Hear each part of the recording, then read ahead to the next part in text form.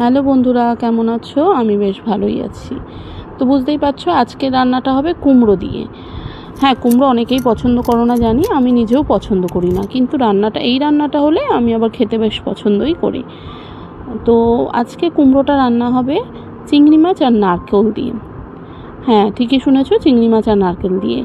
এটা হচ্ছে স্পেশালি আমার মায়ের রেসিপি। এটা আশা করি কেউ কখনো সোশ্যাল মিডিয়ার সাইডে দেখোনি। তো কুমড়োগুলোকে এইভাবে ছোট ছোট করে কেটে আমি নারকেল কুড়িয়ে নিয়েছিলাম, আর নিয়েছিলাম লঙ্কা আর সর্ষের পেস্ট।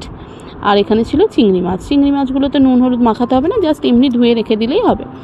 তো আমি এর মধ্যে একে একে দিয়ে দিলাম দিলাম 1.5 চামচ মতো, ছোটো চামচের 1.5 চামচ মতো জিরে গুঁড়ো, আর নারকেল কুড়োনোটা দিয়ে দিলাম, চিংড়ি মাছগুলো দিয়ে দিলাম, আর দিয়ে দিলাম এই পেস্টটা।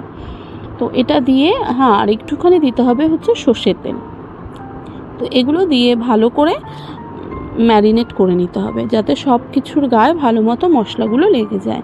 তো ভালো করে ম্যারিনেট করে আধ ঘন্টা রেখে দিয়ে তারপরে কড়া গরম করে আমি একটু দিয়েছিলাম সাদা তেল আর সর্ষের তেল মিশিয়ে, তোমরা চাইলে যে কোনো একরকম তেলই দিতে পারো।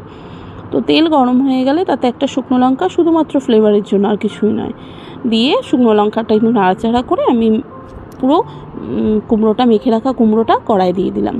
কড়াই দিয়ে দেওয়ার পর ভালো করে নাড়াচাড়া দিয়ে আমি ওর মধ্যে দিয়ে দেবো নুন আর হলুদ। হ্যাঁ, অবশ্যই সঙ্গে সঙ্গে দেবে, যাতে ঢেকে রাখার পর কুমড়োটা থেকে জল বেরোতে পারে। তো আমি একটুও জল ব্যবহার করিনি এই রান্নাটাতে। ঢেকে রেখে আমি আবার নাড়াচাড়া দিয়ে ঢেকে দিলাম। তো দেখো অনেকটাই জল বেরিয়েছে, একটুও আমি এক্সট্রা জল দিইনি। তো এটা শুকিয়ে যাওয়ার পর এর মধ্যে দিয়ে দেবো পরিমাণ মতো চিনি। আমি দিয়েছিলাম 4 চামচ চিনি, তোমরা তোমাদের পরিমাণ মতো অবশ্যই দিয়ে নিও। শুকিয়ে নিয়ে নামিয়ে নেবে, আর কিছুই নয়, রান্নাটা আর স্পেশালি কিচ্ছু নয়। দেখো আমি ওপর থেকে কাঁচা লঙ্কা দিয়ে একটু সার্ভ করেছিলাম। তো তোমরা অবশ্যই জানাবে, অবশ্যই করবে রান্নাটা, করে অবশ্যই জানাবে রান্নাটা খেতে কেমন হয়েছে। ভালো লাগলে একটা লাইক করে দিও।